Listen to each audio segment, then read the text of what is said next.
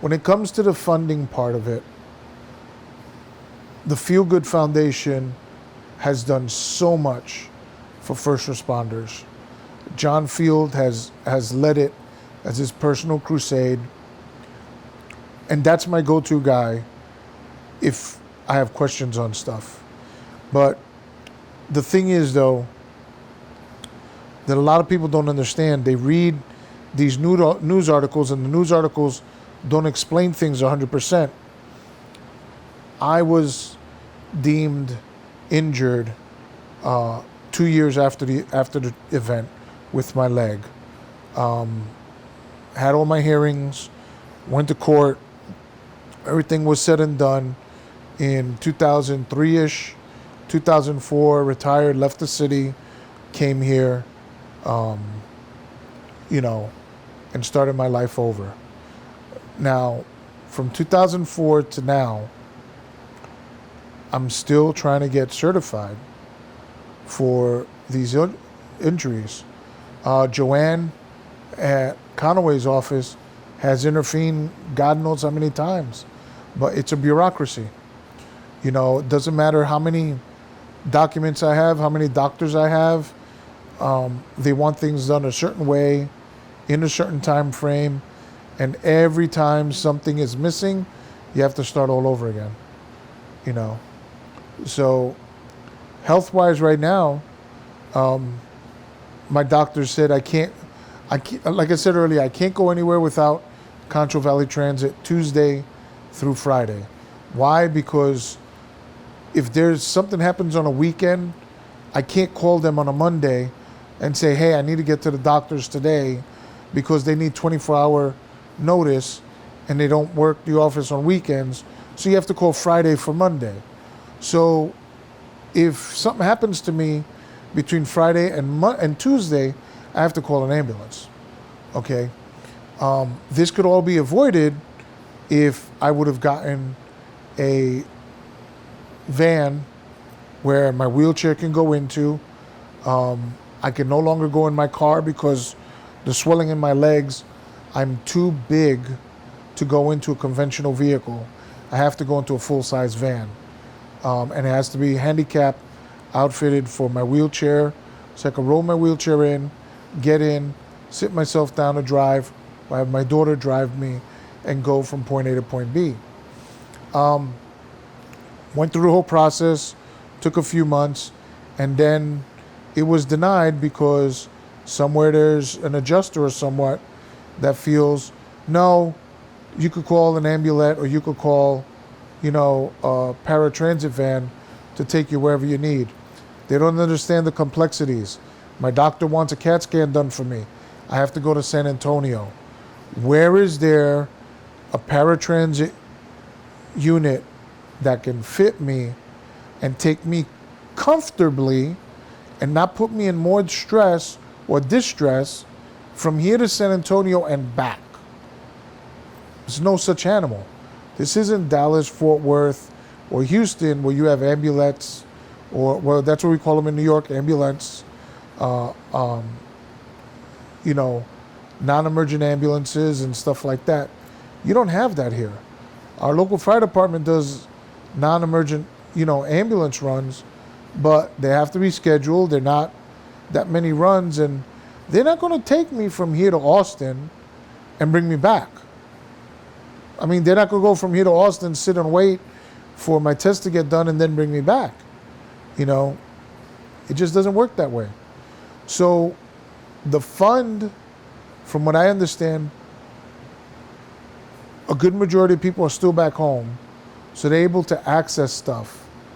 I have to go through, and other people who live far away, because I know responders that live in the Austin community, Dallas, Fort Worth community, and they have to email back home, wait for an answer to email or phone call, then talk to somebody, and then it's just like any bureaucracy. It takes forever.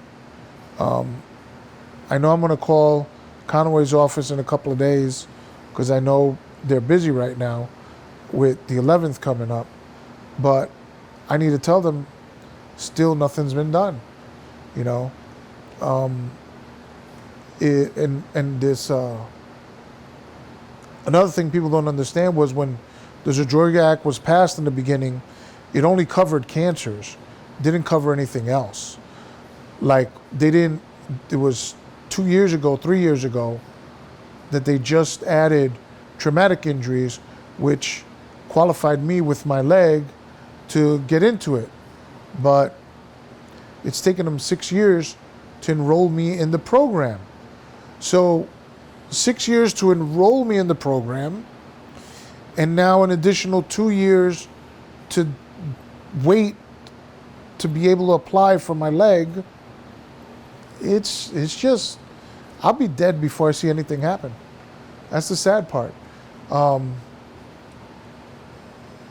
president, Trump, signed into law back in November, a responders, it was called, I think, the 9/11 responders bill. I'm not sure.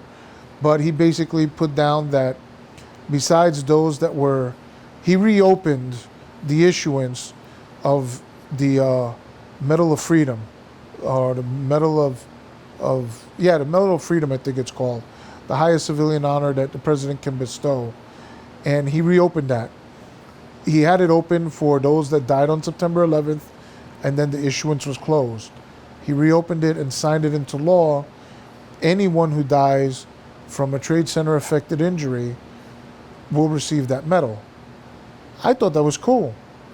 I sat down with my daughter, I read it, I'm like, hey, look at this. When I die, they're going to present this to you on my behalf. And my daughter came out and said, why do we got to wait till you die?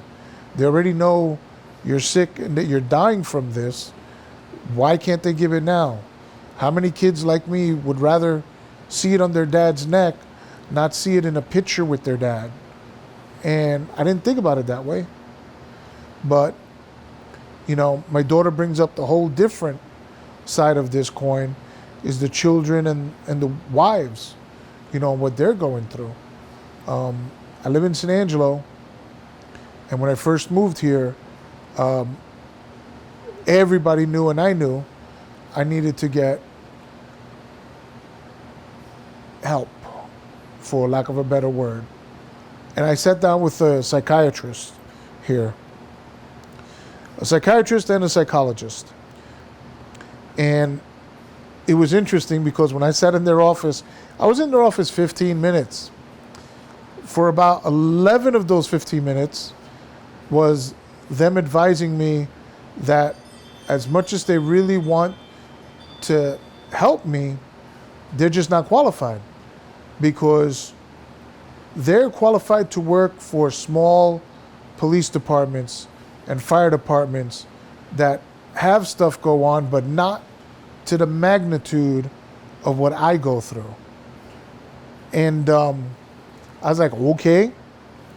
So we reached out to the Red Cross when it was here in San Angelo. Red Cross told me, we don't do that stuff. And I'm like, you're supposed to do this nationally. They're like, yeah, but we don't do that stuff. Okay. So for 18 years, I've had to deal with my issues myself. And I found the best way for me to deal with me is by helping my brothers and sisters. So I went to a school in Fort Worth, did night classes and stuff, kept it a secret from everyone. My wife swore to God I was having an affair. And then my wife finally sees what I show her when it comes in the mail, and she looks at me and she's like, who is Reverend Velez? And what that? And she just couldn't believe it. That night, literally at 3 a.m, she's waking me up. I'm looking at her. She hadn't slept. She was still going through all my stuff. She's like, so all these months you've been going up to Dallas and you've been going to school, taking classes, and now you're a reverend. I'm like, yes. I specialize in a chaplaincy for first responders. She's like, so you're a man of the cloth? I'm like, yes. And she's like, so you're, I'm like, yes, for blank, blank, blank, blank, blank, blank, blank, blank, blank.